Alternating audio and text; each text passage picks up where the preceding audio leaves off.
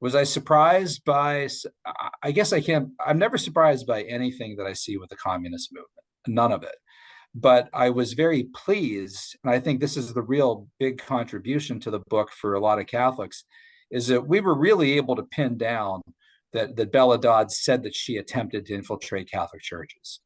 Right. Alice von Hildebrand told that directly to Mary Nicolas. Alice said it at least a half a dozen times in her memoirs, writings for Crisis Magazine. She's online with Michael Voris of Church Militant talking about it. She is verbatim, absolutely perfectly consistent every time what Bella Dodd directly told her and Dietrich von Hildebrand about infiltrating churches. We interviewed living people who heard Bella Dodd say it. Sherry Finn of Redondo Beach, California, who's still alive, I think about 82 years old. The Leiningers, Janine and Paul Leininger, our friend Kevin Simmons actually got a sworn affidavit from them. They both have since passed. I think Janine died last summer. We connected dots on other things. Fulton Sheen, 3 weeks after bringing Bella Dodd into the church, hearing her confession, bringing her into the church, April 7th, 1952, at St. Patrick's Cathedral, then goes to Rome. And the cover of the New York Times, Sheen in Rome speaks of red infiltration of priesthood 3 weeks after he hears Bella Dodd's confession. So, she clearly said it and attempted to do it. The only question is, did she actually succeed? Whatever happened to these priests? How many got through seminary? And I have no idea. Unfortunately, we don't know. But I think establishing the fact that Bella Dodd and the communists tried to do this is itself a contribution and valuable. And Catholics should not doubt that. It's no surprise that they would try to infiltrate the church. They infiltrated everything. Wow. So long answer. So basically, she was one of the first, but you don't think she was the last. They kept doing this the whole time. Well, that I don't know. The reason they went to her is that she was already a master organizer for the party. She had been doing this since the early 1930s, Communist Party USA. She was, if not the highest, one of the highest ranking women in Communist Party USA. In fact, Joe, she became really like a female Whittaker Chambers. She ought to be a lot more well known. But her deal for the party, her assignment for the party, was to organize and infiltrate the teachers' unions, because she was an educator. She was a professor at Hunter College. That's where she had first come into the communist movement, as a student at Hunter College and then Columbia University. She helped place, these numbers are amazing, there were about 10,000 teachers in the New York State Teachers Union. She placed 1,000 to 1,500 Communist Party USA members in the New York State Teachers Union. She said that under oath. FBI talked about it. Congress talked about it. She had 600 Communist Party USA members marching, or teachers who were Communist Party USA members, marching in the 1936 May Day parade in New York. There were, I cited a 1948 FBI report, there were about 60,000 members of Communist Party USA in the country at that time. 30,000 lived in New York City alone. Okay, so the fact that she could place 1,000 or so in the New York Teachers Union is not a surprise. So let me freeze those numbers for a second. 1,000 to 1,500 Communist Party members she places in a 10,000 member New York State Teachers Union. Okay. Right. By Vatican II, there were 60,000 American priests.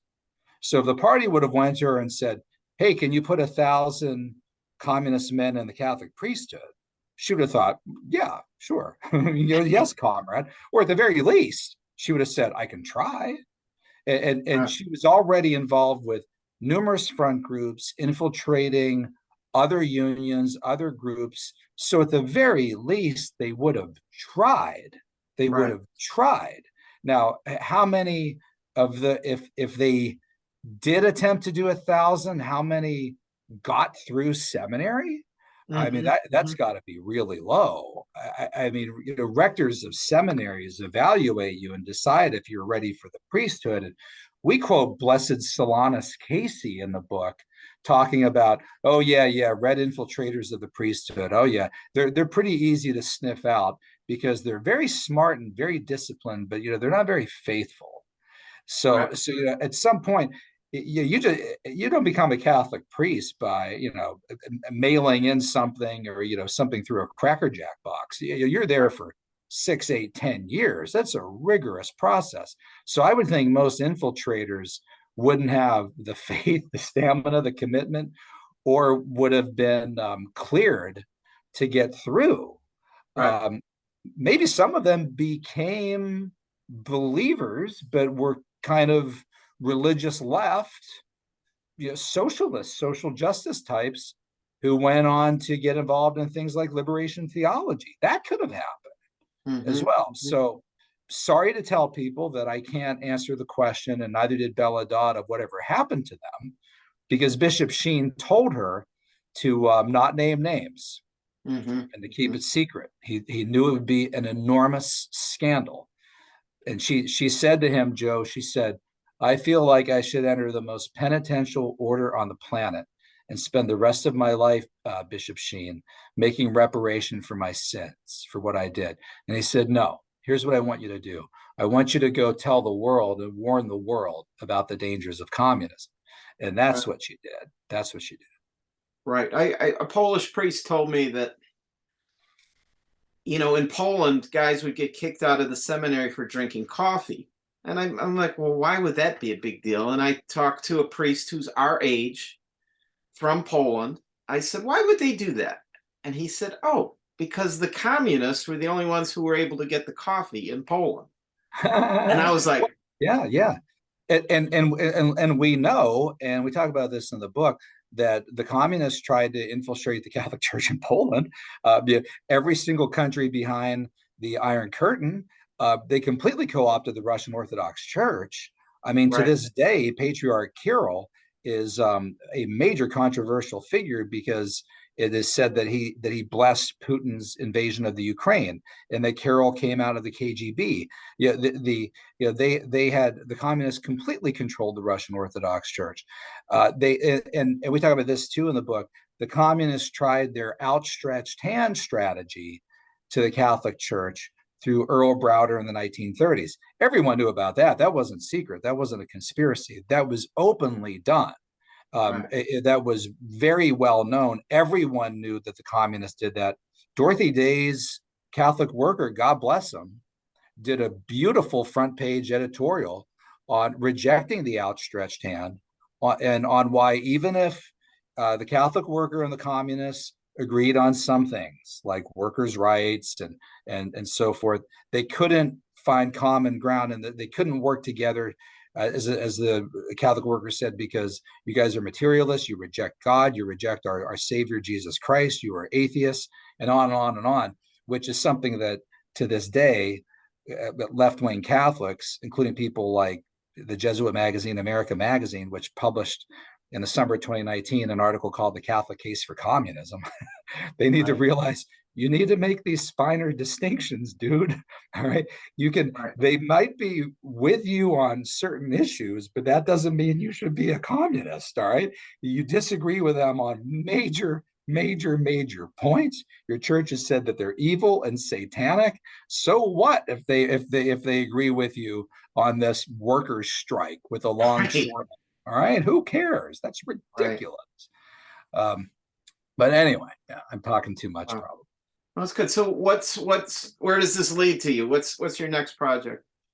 Well, I'm working on always a number of different books, but I'm doing another book for TAN. I have a book coming up through Emmaus Road Publishing on the church and slavery through Scott Hahn's publishing house. Yeah, I think that'll be released this spring.